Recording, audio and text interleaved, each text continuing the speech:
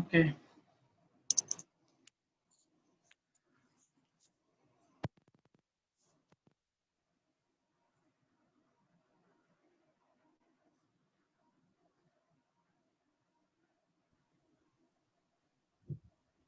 Please अपने आप को म्यूट रखिए।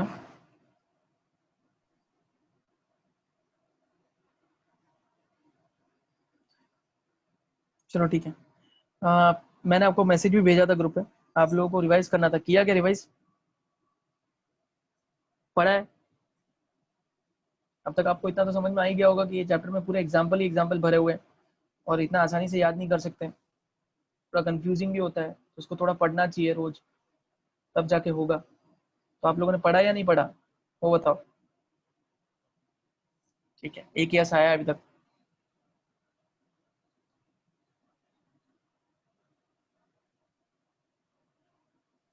ओके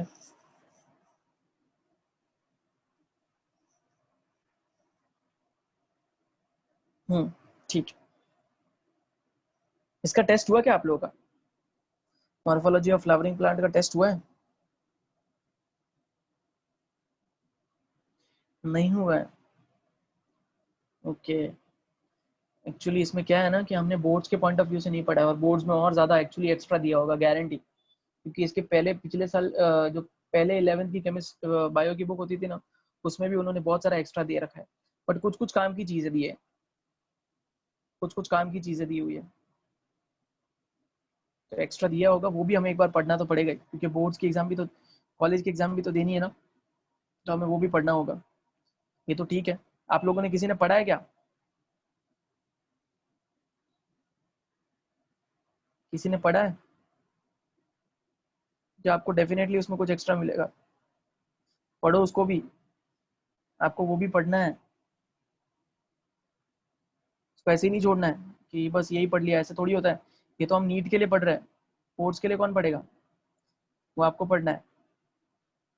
ठीक है, मैं आपको उसे ऊपर से बताऊंगा, क्योंकि वापस हम पूरा तो नहीं पढ़ सकते ना, डबल मेहनत बहुत ज़्यादा हो जाएगा। ठीक है, चलो पढ़ते हैं आगे। ऑलमोस्ट आज कंप्लीट हो जाएगा। कितना बचा है? एक, दो, तीन, चार, 5 पेज है ना। अगर एक बार हो जाए तो हम फिर गवर्नमेंट टेक्स्ट बुक को भी खोल के देखते हैं क्या क्या है, मोस्टली हो जाएगा। बस इसमें समझाने जैसा कुछ है नहीं, सब रट्टू फाई टॉपिक ही बचा है। हमने जो भी पढ़ा है उसका यहाँ पर क्या बोल सकते हैं, उसको यूज़ करना है हमें, वो कंसेप्ट वही सारे यहाँ पर यूज़ होने वाले टर्म्स एंड ऑल, तो रट्टू फाई है। सिर्फ आपको मैं बताने वाला हूँ कि आपको क्या ध्यान रखना है क्या नहीं रखना है, वो सब। ठीक है, आपको सब यूज़ है यहाँ पर, जो भी वर्ड्स पढ़े आपने। अब देखो यहाँ पर ध्यान से, पढ़ रहे इसको अच्छे से। Semi technical description of a typical flowering plant. पीछे क्लास में मैंने आपको ये समझा दिया था डायग्राम, है ना। क्या करना है हमें, बाहर से अंदर की तरफ जाना होता है।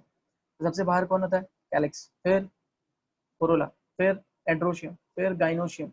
तो हम उसी तरह से लिखते भी हैं इनको, है ना। मैंने कुछ टर्म्स भी बताए थे आपको, तो यहाँ पे भी देखो पढ़ते क्या। और ये जो आपको दिया है यहाँ पर फ्लोरल डायग्राम और फ्लोरल फॉर्मूला, ये कौन सी फैमिली का, ये भी ध्यान रखना है। लिखा नहीं है, लिखा है तो मैं आपको बोल दूंगा, बता दूंगा, ठीक है। ये ब्रेसिकेसी का है, जितना मुझे लगा लिखा होगा कहीं ना कहीं। ओके देखो, various morphological features are used to describe a flowering plant. The description has to be brief, in a simple and a scientific language, and presented in a proper sequence. Sequence आपको पता ही है ना। Plant is described beginning with its habitat. जब कभी भी आप किसी भी प्लांट के बारे में कुछ लिखते हो तो सबसे पहले उसका हैबिटेट बताना है। सॉरी, हैबिट लिखा है, ओके, हैबिट, मोस्टली हैबिटेट होना चाहिए। भी हैबिट लिखा तो हैबिट ही सही। हैबिटेट आपको पता ही होगा, हैबिटेट का मतलब होता है प्लेस, कहाँ वो मिलते हैं, है ना। हैबिट और हैबिटेट में फर्क होता है। हैबिट तो आपको पता ही है ना। हैबिटेट, हैबिटेट का मतलब होता है प्लेस, है ना, कहाँ वो मिलते हैं हमें, कौन से प्लांट कहाँ पर मिलेंगे, that is known as habitat. फिर उसके वेजिटेटिव कैरेक्टर से हमें शुरुआत करनी है। वेजिटेटिव आपको पता ही है, flower is a reproductive. Vegetative में कौन आ गए? स्टेम, रूट, है ना, ये सब वेजिटेटिव है ना। तो रूट हो गया, स्टेम हो गया, लीव्स हो गया। पहले हमेशा आपको ये सीक्वेंस भी याद रखना है। क्या सीक्वेंस होता है? सबसे पहले हम उसके हैबिटेट के बारे में बताएंगे। उन्होंने गलती से हैबिट लिखा है, ठीक है, वो हैबिटेट, सबसे पहले हैबिटेट यानी उसकी जगह कहाँ वो मिलेंगे। दूसरा पॉइंट, हम हमेशा उसके वेजिटेटिव कैरेक्टर्स के बारे में सबसे पहले बताएंगे। आप देखोगे यही सीक्वेंस फॉलो भी किया होगा। और वेजिटेटिव कैरेक्टर में सबसे पहले रूट्स, स्टेम, फिर लीव्स, उसके बाद रिप्रोडक्टिव कैरेक्टर के बारे में बात चल रही है, यानी फ्लोरल कैरेक्टर, क्योंकि floral character is a reproductive part है ना, फ्लोरल कैरेक्टर्स। फिर इन्फ्लोरेसेंस के बारे में बात करेंगे एंड फ्लावर पार्ट्स के बारे में बात करेंगे, ठीक है। After describing various parts of the plant, a floral diagram and a floral formula are presented. पूरा होने के बाद हम लास्ट में क्या लिखते हैं उसका फ्लोरल, आप देख सकते हो ये जो है ये क्या है, फ्लोरल, ये फ्लोरल डायग्राम है और ये फ्लोरल फॉर्मूला है, ये फ्लोरल फॉर्मूला है, ये फ्लोरल डायग्राम है, ठीक है। This is floral diagram, this is floral formula. मैंने आपको ये भी बताया था ये डॉट क्या रिप्रेजेंट करता है, पोस्टीरियर साइड, पोस्टीरियर साइड, क्योंकि अगर आप ये डायग्राम देखोगे, सिर्फ ये खाली डायग्राम, आपको कैसे पता चलेगा कि इसमें फ्लावर का कौन सा पोस्टीरियर साइड है, पोस्टीरियर का मतलब पीछे होता है, और कौन सा एंटीरियर है यानी आगे, जहां पर भी आपको ये डॉट मिलेगा वो हमेशा पोस्टीरियर होगा, ठीक है। अब क्या दिया देखते आगे। हाँ, the floral formula is represented by some symbols. In the floral formula, BR stands for bracteate. आपको ऑलरेडी बता चुका हूँ, जब कभी भी BR लिखा होगा समझ जाना वो ब्रैक्टिएट के बारे में बात कर रहे हैं, मतलब उसका फ्लावर जो है इसके अंदर ब्रैक्ट है। यहाँ पर नहीं दिया है, आप याद रखो EBR कभी भी कहीं पे लिखा होता है EBR, उसको बोलते हैं ई ब्रैक्टिएट, मतलब ब्रैक्ट नहीं है, ठीक है। K stands for calyx, C stands for corolla, P for perianth। तो पता ही है पेरियंथ क्या होता है, पेरियंथ क्या होता है, जब कभी भी if you are not able to distinguish between calyx and corolla, कि कैलिक्स कौन है और कोरोला कौन है ना, ऐसे को हम क्या बोलते हैं, पेरियंथ। और उसके इंडिविजुअल मेंबर्स को क्या बोलते हैं, tepals, tepals. A for androecium, G for gynoecium, है ना। अगर जी के अंदर डैश नीचे है यानी हाइपोगाइनस है, वो हाइपोगाइनस है, मतलब कैसी ओवरी हुई, सुपीरियर ओवरी। जी के ऊपर डैश है इसका मतलब है इंफीरियर ओवरी, इंफीरियर ओवरी यानी एपिगाइनस, एपिगाइनस, है ना। मेल कैसा रिप्रेजेंट करते हैं आपको पता है, बाइसेक्सुअल प्लांट्स, हाँ ये भी पता है। प्लस मतलब एक्टिनोमॉर्फिक, एक्टिनोमॉर्फिक आपको पता ही, एक्टिनोमॉर्फिक मींस रेडियली सिमेट्रिकल, है ना। वो परसेंटेज जैसा सिंबल आया तो जाइगोमॉर्फिक, और bilaterally symmetrical nature of the flower. Fusion, आपको पता है फ्यूजन, फ्यूजन दो टाइप के ही पढ़े हमने, वैसे तो बहुत सारे फ्यूजन पढ़े हैं, बट फ्यूजन में भी दो टाइप बताया था मैंने आपको, एक कोहेजन एक adhesion. Cohesion means same members के साथ फ्यूज होना, है ना, सेम मेंबर्स के साथ फ्यूज होना, तो वो तो बहुत सारे पढ़े हमने। बट अडेजन की बात करें तो डिफरेंट मेंबर्स के साथ फ्यूज होना, जैसा एंड्रोशियम का कोरोला के साथ फ्यूज होना इज नोन एज एपिपेटालस, है ना। एंड्रोशियम का यानी स्टेमेना, स्टेमेन का पेरियंथ के साथ फ्यूज होना is known as epiphyllous. I hope आपको ये सारे टर्म्स क्लियर होंगे। क्यों ये सब मैंने, इसीलिए मैंने आपको रिवाइज करके आने के लिए बोला था, ताकि आपको ये सब मतलब समझ में आए मैं क्या बोल रहा हूँ, और आपको समझता भी होगा अगर आपने पढ़ा होगा तो ये अडेजन की बात कर रहा हूँ, ठीक है। तो क्या लिखा देखो, fusion is indicated by enclosing the figure with in a bracket, जैसे आप यहाँ देख सकते हो, देखो जी के साथ 2 लिखा हुआ है, और 2 को उन्होंने कैसे दिखाया, ब्रैकेट के अंदर। इसका मतलब क्या है कि उसके पास 2 कार्पेल्स है। डायनोशियम किससे बना होता है, कार्पेल से, 2 कार्पेल है और दोनों कार्पेल फ्यूज है ना। और आपको याद है जब कार्पेल फ्यूज होते थे तो क्या वर्ड यूज करते थे, बताओ, चलो रिवाइज किया ना। कार्पेल फ्यूज होते तो क्या वर्ड यूज करते हैं, कार्पेल फ्यूज होते तो क्या यूज करते हैं हम वर्ड,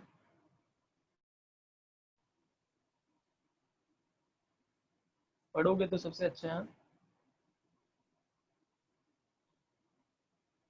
नहीं पढ़ोगे तो नहीं चलेगा।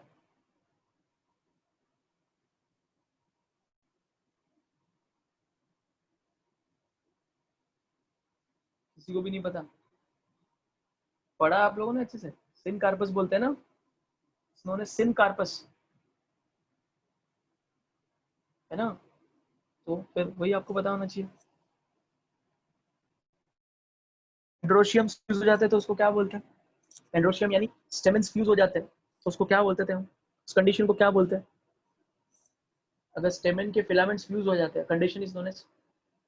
देखो मैं तो आपको पहले ही बोल चुका हूँ, मैं डांटता किसी को भी नहीं हूँ, बट फिर आपका ये पता चलता है कि आप कौन से लेवल पर चल रहे हो अगर आप आंसर नहीं करते हो तो।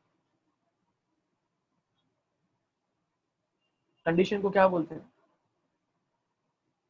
नहीं, ऐसे थोड़ी होता है।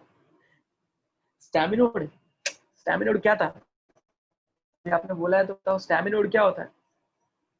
ईशा, स्टैमिनोड क्या होता है?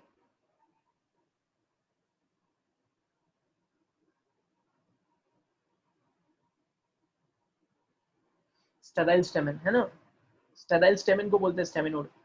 मतलब एक ऐसा स्टेमन जिसके अंदर पोलन ग्रेन ही नहीं है। अब सोचो, अगर पोलन ग्रेन नहीं है तो वो फर्टिलाइजेशन कैसे करेगा? तो ऐसे को बोलते हैं स्टेमिनोड।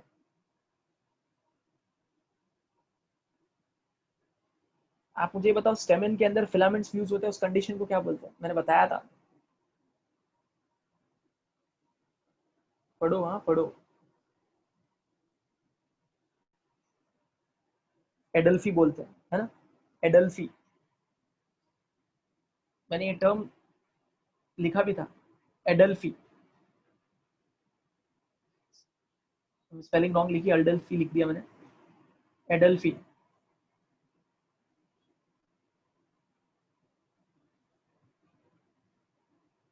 है ना।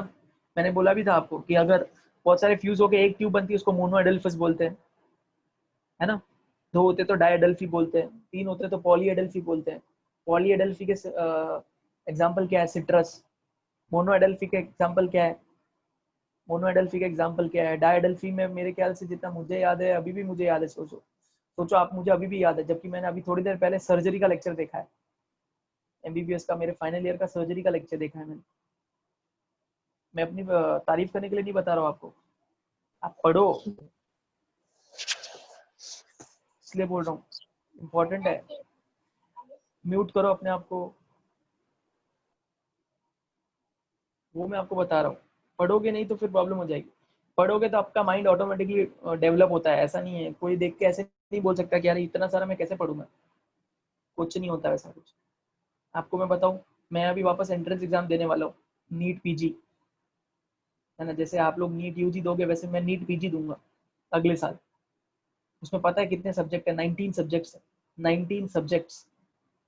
एंट्रेंस एग्जाम सिर्फ 3.5 आवर्स की होती है, 3.5 घंटा। कितने एमसीक्यू आते हैं पता है? 300 एमसीक्यू आते हैं। नीट में कितने आते हैं? 3 आवर्स। कितने एमसीक्यू आते हैं? 180। कितने सब्जेक्ट है? 3। NEET PG 19 subjects, 3.5 hours, 300 MCQs. आज समझ सकते हो? अभी आप ये, अभी कोई ऐसा सोचेगा अरे यार ये तो मुझसे तो कैसे होगा इतना सारा। डरने वाली कोई बात नहीं है। इनफैक्ट आपको जो भी जितना ज्यादा चैलेंजिंग होता है ना, मेरे को तो ऐसे ही लगता, मेरे को तो ये सब चीजें अच्छी लगती है। जब कोई चीज चैलेंजिंग आती है तो मुझे और ज्यादा मजा आता है कि अरे हाँ यार मजा आएगा। आसान सी चीजें दुनिया में हर कोई कर सकता है। तो अभी आप सोचो कि अगर 19 सब्जेक्ट्स है, तो ऐसा तो नहीं है ना कि दुनिया में किसी ने एग्जाम दी नहीं होगी और वो लोग पढ़ाई उनका रैंक नहीं आया होगा। बहुत सारे लोग देख के रैंक लाते हैं ना नीट पीजी में। कितने सारे लोग हैं जिनको एग्जाम दे के आगे एमडी बन गए। ये मैं एमडी की एंट्रेंस एग्जाम बता रहा हूँ, एमबीबीएस के बाद जो जिनको एमडी एमएस करना होता है उनकी बात कर रहा हूँ। मैं आपको ये सब इसलिए सुना रहा हूँ ताकि आप समझो सिचुएशन को, पढ़ाई करो। ठीक है, अब आपने, सौरभ आपने आंसर दिया, आपने इतना लेट आंसर दिया है। ठीक है, वो मैं आपको बोल रहा हूँ, पढ़ाई नहीं करोगे ना तो फिर तो बहुत बड़ी प्रॉब्लम हो जाएगी। आपके पास बहुत अच्छा टाइम है पढ़ने के लिए, पढ़ो अच्छे से। ठीक है, तो अडल्फी बोलते हैं।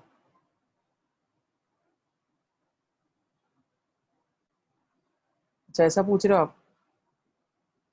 तो देखो, आपने पढ़ा होगा, चाइना रोज बोलते हैं, शायद चाइना रोज होता है मोनोएडल्फस, है ना। देखो ये रहा मोनोएडल्फस। इनफैक्ट उन्होंने तो हाईलाइट करके रखा है, चाइना रोज में होता है। डायडल्फस किस में होता है? पी में होता है। पॉलीएडल्फस किस में होता है? सीट्रस में होता है। पढ़ना है आपको ये सब, डेली पढ़ने बोला था मैंने, वरना कोई मतलब नहीं निकलेगा। और ये तो कुछ नहीं है, आपकी गवर्नमेंट बुक देखना, उसमें तो और ज्यादा हेडेक करके रखा है उन्होंने इसको। इसलिए मैंने यहाँ से शुरुआत की। क्यों? ताकि इतनी बड़ी प्रॉब्लम नहीं होगी, एक बार कुछ तो लिख के आओगे एग्जाम में आया तो। और इससे दो फायदे भी हो गए हमारे। अगर एक बार कॉलेज के एग्जाम में आया तो आप इसमें से भी लिख दोगे, आपके मार्क्स कोई कट नहीं करने वाला है ना। और दूसरा, हमारा नीट का एग्जाम का प्रिपरेशन भी हो जाएगा। वो ध्यान रखो, पढ़ो। नहीं पढ़ोगे तो नहीं चलेगा, बाकी आपकी मर्जी, बट फिर देखो सिलेक्शन नहीं होते तो फिर बाद में स्टूडेंट लोग मैसेज करते हैं, कॉल करते हैं। जैसे अभी मेरे को एक कॉल आया था एक स्टूडेंट का, सर कौन सा क्लासेस लूँ, वापस ड्रॉप लेना है मुझे, ये वो। तो यही तो है, पढ़ो, इससे अच्छा ड्रॉप लेने से अच्छा क्यों टाइम वेस्ट करना है लाइफ में। ठीक है, चलो। तो फ्यूजन्स के बारे में मैं इसीलिए आपको मैंने रिवाइज करने बोला था, क्योंकि मैं जो भी टर्म्स आएंगे ना पूछूंगा कहीं पे भी बीच में कुछ भी। ठीक है, तो fusion is indicated by the brackets. ये ब्रैकेट्स आपको दिख रहा है, ये फ्यूजन इंडिकेट करता है। ठीक है, और एनिमल्स के बारे में पढ़ना आसान है, मतलब जूलॉजी पढ़ना बहुत आसान होता है कंपैरेटिवली, बॉटनी पढ़ना डिफिकल्ट होता है।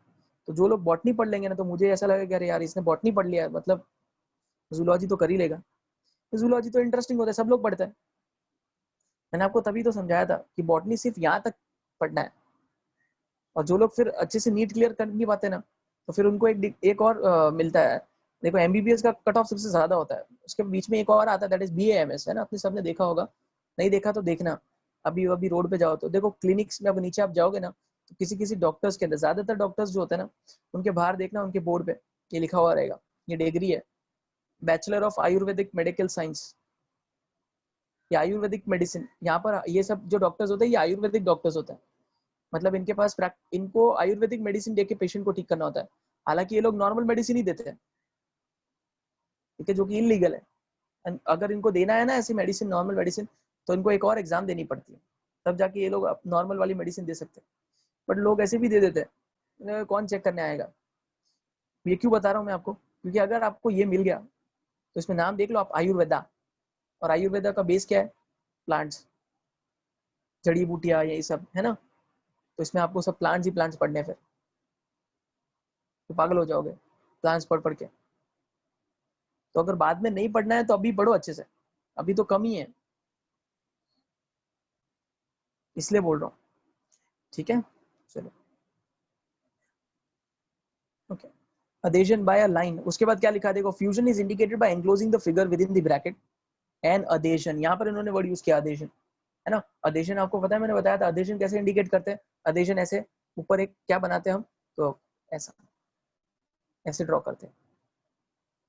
तो fusion is indicated by enclosing the figure within the bracket and adhesion by a line drawing above the symbols of the floral parts, बताया था मैंने, चाहिए तो वापस बता देता हूँ मैं आपको। ये देखो, ये दिख रहा है लाइन सी और ए के ऊपर, ये adhesion इंडिकेट कर रहा है, मतलब इसमें कोरोला और एंड्रोशियम फ्यूज है ना। तो ये भी फ्यूजन है, देखो यहाँ पर डिफरेंस क्या है, यहाँ पर ये लाइन भी फ्यूजन की लाइन है, और ये जो ब्रैकेट है ये भी फ्यूजन की लाइन है। डिफरेंस क्या है, ये कोहेजन है और ये अडेजन है ना, दोनों ही फ्यूजन है। और डिफरेंस समझो, ये जब ब्रैकेट के में लिखा रहता है वो क्या है, कोहेजन है, that is cohesion, same members के अंदर फ्यूजन हो रहा है, और ये क्या है, अडेजन है। ठीक है, चलो आगे बढ़ते हैं। उसके बाद a floral formula provides information about the number of parts of a flower, their arrangement and the relation they have with one another। obviously आप देख सकते हो, है ना, रिलेशन हमें पता चलता है फ्लोरल डायग्राम से, कौन कहाँ पर है, डायग्राम देख के पता चलता है क्या रिलेशन है एक दूसरे का, है ना।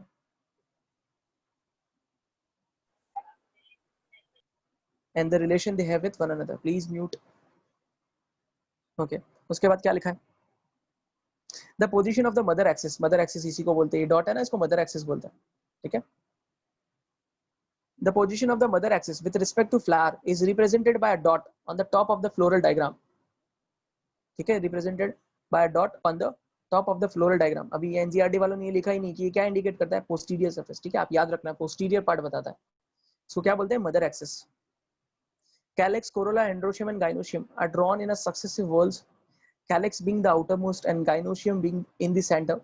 The floral formula also shows cohesion and adhesion within the parts of the whorls and between the whorls. देखो लिखा भी है, within the whorls is cohesion, and in between the whorls is adhesion. Floral diagram and floral formula in the figure to 5.20. This is 5.20, right? 5.20. represents the mustard family, bracket में लिखा है Brassicaceae. तो उन्होंने Brassicaceae family को detail में बताया तो नहीं, मतलब इस एनसीईआरटी की बुक में उन्होंने फैमिली कितनी पढ़ने बोली हमें? 3, है ना? 3 फैमिली। कौन सी 3? फेबेसी, पहले भी बता चुका हूँ, सोलेनेसी और लिलिएसी, है ना? लिलिएसी, 3 फैमिलीज पढ़नी है। पर अगर आपको मैं पूछूं कि कितने फ्लोरल फॉर्मूला और कितने फ्लोरल डायग्राम पढ़ने? 4। क्यों? क्योंकि सारे फैमिलीज के अपने अपने फ्लोरल फॉर्मूला डायग्राम होंगे, बट एक फ्लोरल फॉर्मूला और डायग्राम एक्स्ट्रा दिया है, दैट इज ब्रेसिकेसी के बारे में। ये ब्रेसिकेसी के बारे में दिया हुआ है। ब्रेसिकेसी के सिर्फ आपको फ्लोरल फॉर्मूला और फ्लोरल डायग्राम दिया और आपको उतना ही पढ़ना है। और उसका एक एग्जांपल याद रख लो, दैट इज मस्टर्ड, क्योंकि उस फैमिली के बारे में डिटेल्स कुछ दिए नहीं। ठीक है, कोई डाउट है पहले इतना? तो फिर हम आगे शुरुआत करते हैं। कोई डाउट है यहाँ तक? किसी को पढ़ने में कोई प्रॉब्लम आई हो तो भी कुछ भी पूछ सकते हो मुझे। कोई इश्यूज है तो मुझे बताओ, बट पढ़ो। एक टाइम के बाद मैं बोलना भी छोड़ देता हूँ, अगर मुझे लगता है कि अरे इतनी बार बोलने के बाद भी पढ़ा नहीं है इन्होंने। चलो ठीक है, मैं समझता हूँ फर्स्ट टाइम है, मॉर्फोलॉजी ऑफ फ्लावरिंग प्लांट है, याद करना मुश्किल होता है। सच्ची में पढ़ा था आप लोगों ने? ऐसा है क्या कि पढ़ा है और याद नहीं आ रहा है, या ऐसा है कि पढ़ा ही नहीं?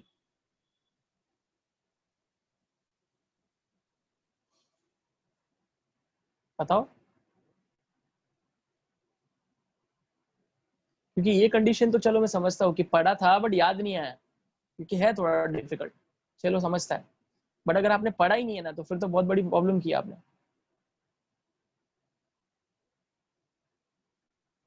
अच्छी बात है, चलो ठीक है, वो समझता है कि याद नहीं आता, बट ये एज अ एक्सक्यूज मत देना मुझे। आप अपने खुद से फ्रैंक करो ना। समझा नहीं ज्यादा? अरे यार, ये तो आपने मेरी टीचिंग पे ही बता दिया। और मेरे को कोई भी टीचिंग से रिलेटेड कुछ बोलता है ना, तो मुझे रियली बहुत हर्ट हो जाता है। फिर मैं और ज्यादा, मैं ऐसा नहीं बोल रहा हूँ कि मुझे बुरा लगता है, मतलब फिर मैं और ज्यादा इंप्रूव करने की कोशिश करता हूँ। सौरभ बताओ, कहाँ गलती हुई मुझसे? क्या नहीं समझा आपको? रीडिंग नहीं जम रहा है, ये तो फिर मेरा प्रॉब्लम नहीं है ना। और कोई जिनको नहीं समझा है? एक न्यू भी था ना, विनायक, आपने लेक्चर्स देखे क्या? No sir. देखो, देखो, ग्रुप पे भेजे है ना, मॉर्फोलॉजी ऑफ फ्लावरिंग प्लांट के। देखो, नहीं देखोगे तो कैसे समझ में आएगा आपको आगे आगे? प्लीज वीडियो लेक्चर्स देखो, तब समझ में आएगा आपको। Yes sir. ठीक है, लेक्चर्स अगली बार देख के आओ। अभी इसमें से कुछ लोग बोल रहे हैं जिन्होंने पढ़ा था, अच्छी बात है। अगर पढ़ा है फिर याद नहीं आया तो वो मैं समझता हूँ। ठीक है, वो एक बार के लिए समझ में आएगा, दूसरी बार भी मैं एक बार के लिए चलो समझता है, पर तीसरी बार भी अगर आप ऐसा बोलोगे कि मैंने पढ़ा था फिर भी याद नहीं आया, फिर ये मैं एक्सेप्ट नहीं करने वाला। ये भी ध्यान रखो। ठीक है, चलो, तो यहाँ तक कोई डाउट किसी को?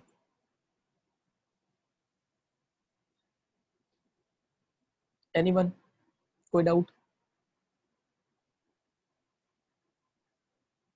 ओके, ठीक है, तो वापस एक बार पढ़ना।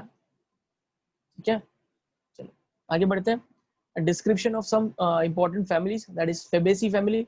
सबसे पहला फेबेसी फैमिली है, और याद रखना फैमिलीज को कैसे पहचाना जाता है, हमेशा उनके सफिक्स में एक लेटर कॉमन रहता है।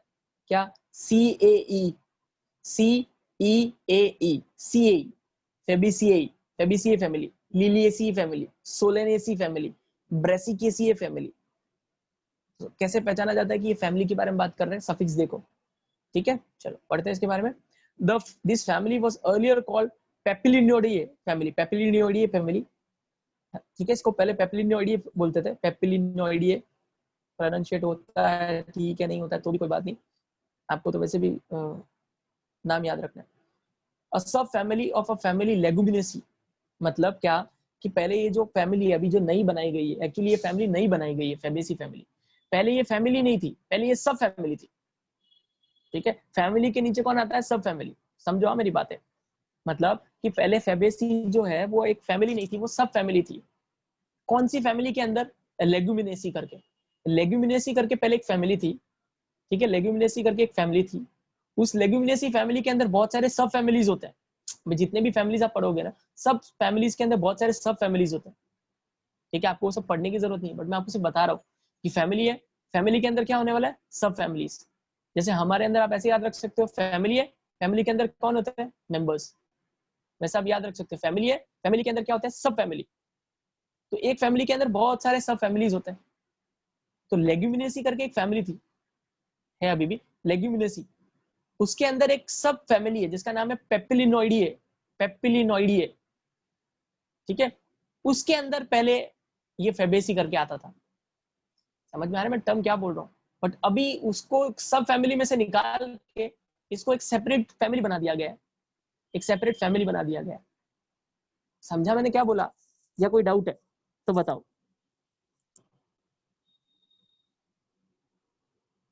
कोई डाउट?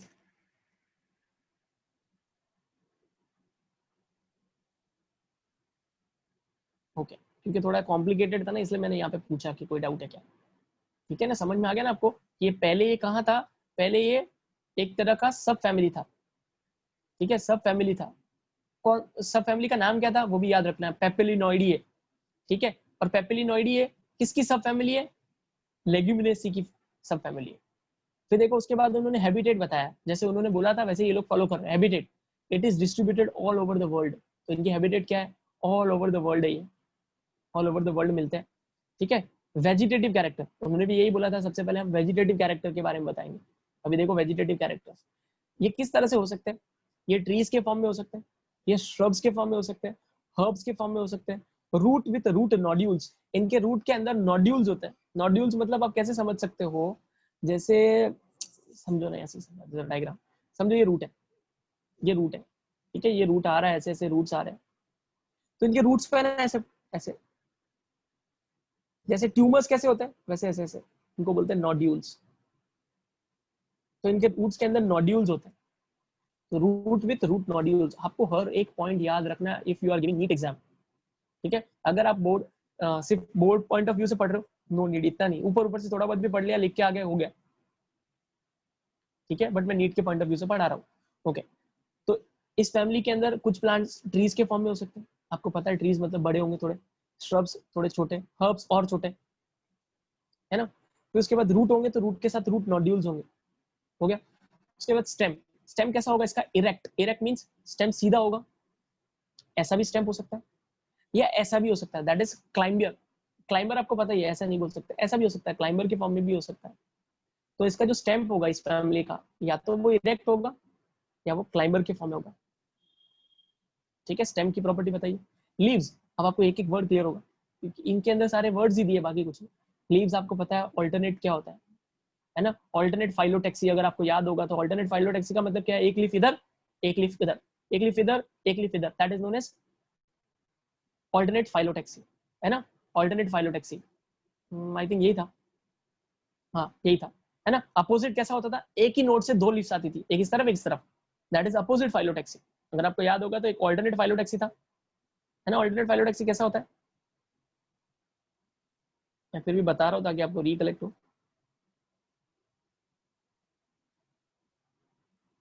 ऐसा, ये ऑल्टरनेट फाइलोटेक्सी है, तो इसके अंदर फाइलोटेक्सी कैसी होगी, ऑल्टरनेट।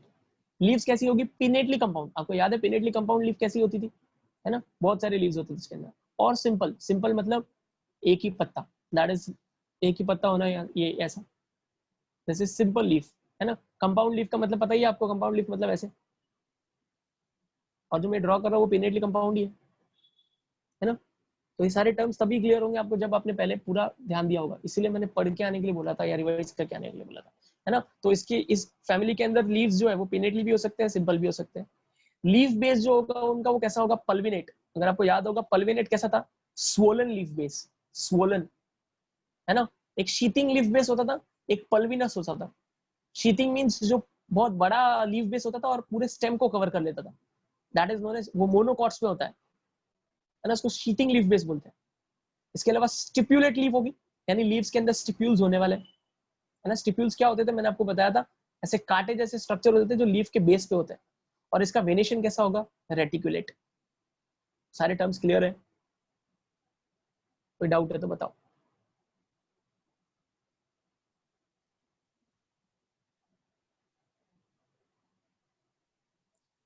कोई डाउट है तो बताओ।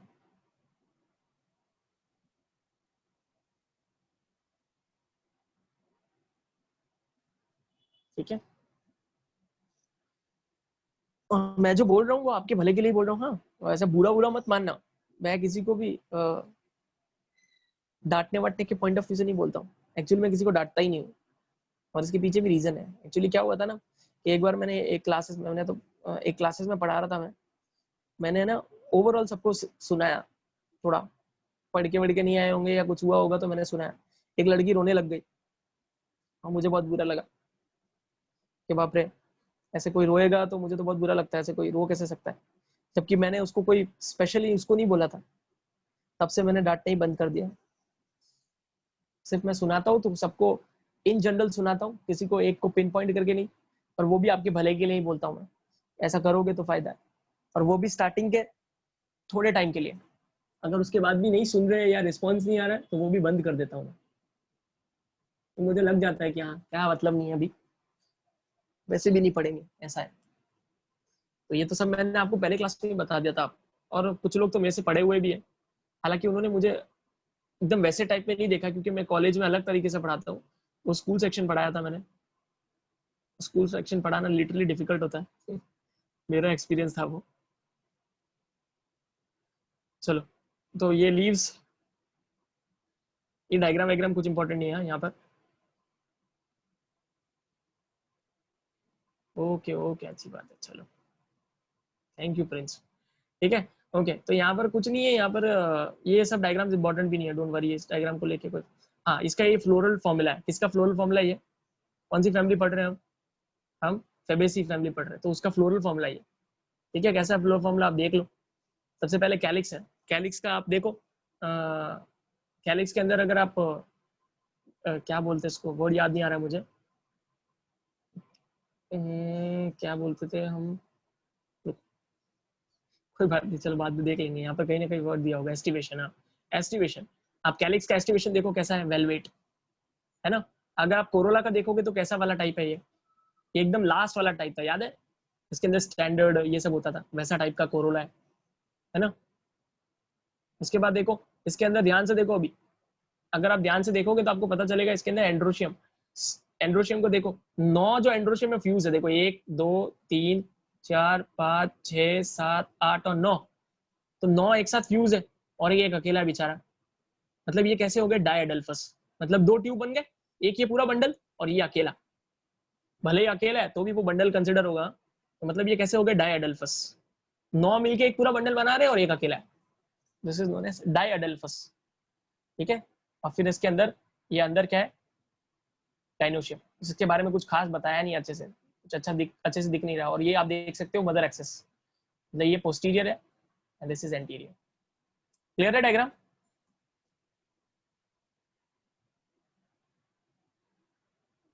का डायग्राम क्लियर है तो आपको इनके सारे वर्ड्स अभी दिखने वाले हैं। ठीक है, चलो, ओके ओके, अब देखते हैं फ्लोरल कैरेक्टर्स, इनफ्लोरेसेंस, रेसिमोस। ठीक है, वो यहाँ से देख के नहीं बता सकते हम। इनफ्लोरेसेंस कैसा होगा इसका, रेसिमोस टाइप। अगर आपको याद है रेसिमोस, मैंने आपको पढ़ाया रेसिमोस। ठीक है, फ्लावर बाइसेक्सुअल है, बाइसेक्सुअल है, जाइगोमॉर्फिक है। ये कैसे पता चलेगा, इसका फ्लोरल फॉर्मूला देखो। देखो दिख रहा है फ्लोरल फॉर्मूला में, क्लियर समझ में आ रहा है कि क्या है जाइगोमॉर्फिक। कैसे पता चला, परसेंटेज से, परसेंटेज साइन जाइगोमॉर्फिक है ना। बाइसेक्सुअल है, वो भी समझ में आता है, तो bisexual and zygomorphic. Calyx, calyx कैसे है, देखो कैलिक्स कैसे है, 5 सेपल्स है। देखो फॉर्मूले में दिख रहे हैं 5 सेपल, K5 लिखा है। और आप देख सकते हो उनके आजू बाजू ब्रैकेट है, इसका मतलब है कैलिक्स जो है वो फ्यूज है ना। कैलिक्स फ्यूज है, और कैलिक्स जब फ्यूज होते थे तो क्या वर्ड यूज करते थे हम, गैमोसेपेलस, गैमोसेपेलस। तो देखो लिखा भी है गैमोसेपेलस।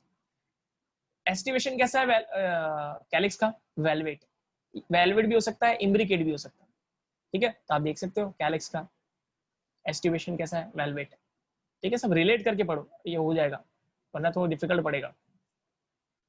अगेन मैं बोल रहा हूँ, ये आपको तभी ज्यादा स्ट्रेस देने की जरूरत है if you are giving entrance exam. Otherwise इतना स्ट्रेस लेने की जरूरत नहीं है, ऊपर ऊपर से भी लिख के आओगे तो ठीक है। ठीक है, उसके बाद कोरोला देखो, वापस फॉर्मूला में देख लो। कोरोला कितने, 1 + 2 + 2, और यहाँ पर भी ऐसे क्यों लिखा है ऐसा 1 + 2 + 2? क्योंकि आप देखो ना सबसे ऊपर एक है, ये देखो ये सबसे पहले एक ऊपर, फिर 2 है, और फिर नीचे और 2 है, और दोनों फ्यूज्ड है, इसीलिए कैसे लिखा है 1 + 2 + 2 फ्यूज, है ना, इसीलिए ऐसा लिखा है। तो आप देख सकते हो कोरोला कैसे 1 + 2 + 2 फ्यूज्ड, है ना। तो देखो पेटल्स 5, और कैसे है पॉलीपेटालस, मतलब सब फ्री है, तो लास्ट वाला खाली फ्यूज है इसलिए पॉलीपेटालस। और कैसा इसका एस्टिवेशन है पेपिलिनिशियस, है ना, मैंने सिखाया पेपिलिनिशियस, कंसिस्टिंग ऑफ पोस्टीरियर स्टैंडर्ड। आप देख सकते हो अभी रिलेट करो पोस्टीरियर, देखो पोस्टीरियर ही है ना स्टैंडर्ड, कैसे पता चला, देखो ये मदर एक्सिस है, ये पोस्टीरियर बताता है, और ये देखो स्टैंडर्ड किधर है, पोस्टीरियर ही है, ठीक है। हाँ, consisting of posterior standard, 2 lateral wings, 2 anterior ones forming a keel, आपको याद है इनके नाम भी बताते, कील को कैरिना बोलते हैं, enclosing stamen and pistil, enclosing stamen and pistil, enclosing मतलब उसके अंदर है ना, stamens और pistil उसके अंदर है, उसके अंदर ही तो है, क्लियर दिख रहा है, कोरोला के अंदर है। एक्सिलरी, कोई पेपिलिनिशियस मतलब एक्सिलरी, वैक्सिलरी और पेपिलिनिशियस एक ही होता है। तो कोरोला का एस्टिवेशन कैसा है, वैक्सिलरी, और कैलिक्स का एस्टिवेशन कैसा है, वेलवेट और इरिकेट।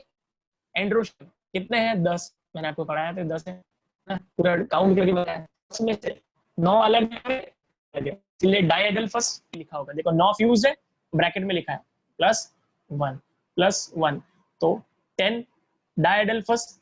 एंथर जो है इसका, एंथर वो कैसा होगा, डाइथिकस, डाइथिकस मैंने आपको बताया था, डाइथिकस का मतलब क्या होता है, मतलब डाइथिकस का मतलब ऐसे, अभी आप नहीं भी याद रखोगे तो चलेगा, अभी के लिए इतना इंपॉर्टेंट नहीं है, क्योंकि 12th स्टैंडर्ड में आएगा। मैंने सिखाया था ना कि ये स्टेमन है ना, ये 2 लोब है, इसको बोलते हैं बायलोब्यूलर, बट एक लोब्यूल के अंदर, मैं इस एक लोब्यूल को बता रहा हूँ आपको, इस एक लोब्यूल को अगर आप ब्रेक करके अंदर देखोगे ना, तो आपको अंदर 2 चेम्बर दिखेंगे, 2 चेम्बर दिखेंगे। जब ऐसे 2 चेम्बर होते हैं एक के अंदर, एक के अंदर 2 चेम्बर होते हैं, इसको बोलते हैं डाइथिकस, डाइथिकस, ठीक है, सब समझाया वैसे मैंने। गाइनोशियम, ओवरी कैसी है, सुपीरियर, मोनोकार्पेलरी है मतलब एक ही है, यूनिलॉक्यूलर है मतलब अंदर कोई भी सेप्टा नहीं है, विथ मेनी ओव्यूल्स, ओव्यूल्स बहुत है अंदर, एंड स्टाइल सिंगल है, ठीक है। आप देख सकते हो गाइनोशियम, उसके अंदर नीचे इन्होंने डैश किया है, इसका मतलब ओवरी सुपीरियर है, एक ही है ना, मतलब मोनो कार्पेलरी है ना। यूनिलॉक्यूलर वो हम यहाँ से नहीं बता सकते, यूनिलॉक्यूलर विथ मेनी ओव्यूल्स आपको याद रखना पड़ेगा। फ्रूट, अब आपको मैंने एक टाइप का फ्रूट ही बताया सर, कौन सा, मैंने सिर्फ आपको एक ही टाइप का फ्रूट पढ़ाया है ना, एक ही टाइप का फ्रूट पढ़ाया था, ड्रू फ्रूट, है ना। यहाँ पर देखो कौन से टाइप का फ्रूट है ये, लेग्यूम, मतलब इस फैमिली के अंदर जो फ्रूट्स होते हैं उन फ्रूट्स का नाम क्या है, लेग्यूम। अब आपको पता नहीं लेग्यूम फ्रूट क्या है, सिर्फ याद रखो legume is a type of fruit, जो कौन सी फैमिली शो करती है, फेबेसी। आपको मैं फ्रूट के बारे में डिटेल में पढ़ाऊंगा, ठीक है, अभी नहीं, पहले एनसीईआरटी खत्म होने, ठीक है। इसके अंदर सीड कितने होने वाले, एक भी हो सकते हैं और ज्यादा भी हो सकते हैं, 1 to many, and non endospermic, आपको पता है नॉन एंडोस्पर्मिक अभी क्या होता है ना, जिसमें एंडोस्पर्म नहीं होने वाला है मैच्योरिटी के बाद, non endospermic is also known as non albuminous, है ना। उसके बाद फ्लोरल फॉर्म